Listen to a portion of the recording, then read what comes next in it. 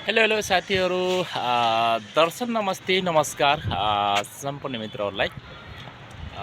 म चाहिँ अहिले यो अवस्थामा छतमा आएको छु।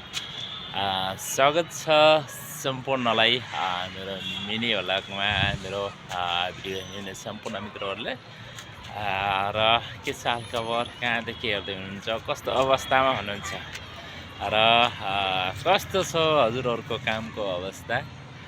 हाम्रो चाहिँ ग्यासको सर्टेजको कारणले गर्दाखेरि चाहिँ अब अनेक जुगाडहरू अपनाइएको छ र हजुरहरू ले कस्तो जुगाड अपनाउनु भएको छ। हाम्रो चाहिँ यो वाला जुगाड अपनाइएको छ र यसमा चाहिँ खाना बनाउने सिस्टम छ है।